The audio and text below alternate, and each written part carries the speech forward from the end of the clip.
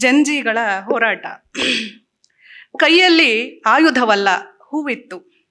ಮುಖದಲ್ಲಿ ಕೋಪದ ಘೋಷಣೆಯಲ್ಲ, ನಗುವಿತ್ತು. ಬೀದಿಗಿಳಿದ ಆ ಯುವ ಹೃದಯಗಳಲ್ಲಿ ಬದಲಾವಣೆಯ ಕನಸೊಂದು ಬೆಳಗುತ್ತಿತ್ತು. ಲಾಠಿ ಬೀಸಿದ ಕೈಗಳಿಗೂ ಪ್ರೀತಿಯ ಕರುಣೆಯನ್ನೇ ತೋರಿದರು. ಗೋಡೆಯಂತೆ ನಿಂತ ಅಧಿಕಾರದ ಮುಂದೆ ಸಹನೆಯ ಅಸ್ತ್ರವನ್ನು ಹಿಡಿದು ನಿಂತರು. ಹಾಡು, ನೃತ್ಯ, ತರಲೆ ಜೊತೆಗೆ ಬ್ಯಾಡ್ಮಿಂಟನ್, ಕ್ರಿಕೆಟ್, ಚೆಂಡಿನಾಟದೊಂದಿಗೆ ಬೆರೆತು ರಸ್ತೆಗಳೇ ಮೈದಾನವಾದವು. ಹೋರಾಟವೇ ಹಬ್ಬವಾಯಿತು. ಓಡಿಸಲು ಬಂದವರನ್ನೇ ಆಟವಾಡಿಸಿ, ಬೆನ್ನಟ್ಟಿದವರನ್ನೇ ರೀಲ್ಸ್ನ ಭಾಗವಾಗಿಸಿ, ನಗುವಿನಲ್ಲೇ ಪ್ರತಿರೋಧಿಸುವ ಕಲೆಯನ್ನು ಕಲ್ಪಿಸಿಕೊಟ್ಟರು.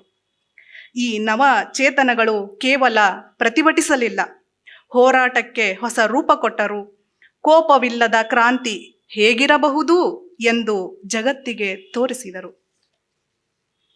ಕೊನೆಗೂ ಜಂಜಿಗಳ ಧ್ವನಿ ಗೆದ್ದಿತು.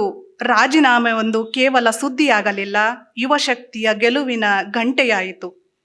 ಕೈಯಲ್ಲಿ ಹೂ ಹಿಡಿದು ತುಟಿಯಲ್ಲಿ ನಗು ಹೊತ್ತು ಪ್ರತಿಭಟನೆಯ ಅರ್ಥವನ್ನು ಹೊಸದಾಗಿ ಬರೆದ ಜಂಜಿಗಳು ಇತಿಹಾಸದ ಪುಟಗಳನ್ನಷ್ಟೇ ಅಲ್ಲ, ಭವಿಷ್ಯದ ಮನಸ್ಸುಗಳಲ್ಲೂ ಹೊಸ ಮುನ್ನುಡಿಯನ್ನ ಬರೆದರು.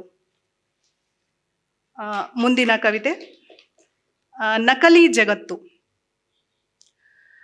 ಕೋಟಾ ನೋಟುಗಳ ಅಬ್ಬರದ ನಡುವೆ ಮೌಲ್ಯ ಕಳೆದುಕೊಂಡು ಮೂಲೆ ಗುಂಪಾಗಿವೆ ಅಸಲಿ ನೋಟುಗಳು. ಖೋಟಾಗಳಿಗೆ ಕೋಟೆ ಕಟ್ಟಿ ಕಾವಲು ಕಾಯುವರು. ಅಸಲನ್ನು ಮಾತ್ರ ಅನುಮಾನದ ಕಟಕಟೆಯಲ್ಲಿ ನಿಲ್ಲಿಸಿ ಅದರ ಉಸಿರಿನ ಮೇಲೂ ವಿಚಾರಣೆ ನಡೆಸುವರು. ಮೆರುಗಿನ ನಕಲಿಗೆ ಚಪ್ಪಾಳೆಗಳ ಮಹಾಪೂರ, ಹೊಗಳಿಕೆಯ ಸರಮಾಲೆ. ಸತ್ಯದ ಅಸಲಿಗೆ ಮಾತ್ರ ಸಾಕ್ಷಿ, ಪ್ರಮಾಣ, ದಾಖಲೆಗಳ ಸಂಕೋಲೆ. ಇಲ್ಲಿ ಪ್ರಾಮಾಣಿಕತೆಯೇ ಅಪರಾಧ, ಸುಳ್ಳೇ ಶಿಫಾರಸ್ಸು, ವಂಚನೆಯೇ ಅರ್ಹತೆ, ಮುಖವಾಡವೇ ವ್ಯಕ್ತಿತ್ವದ ಮಾನದಂಡ. ಈ ಜಗತ್ತು ನಕಲಿನ ಸಂಭ್ರಮದಲ್ಲಿ ಮುಳುಗಿದೆ.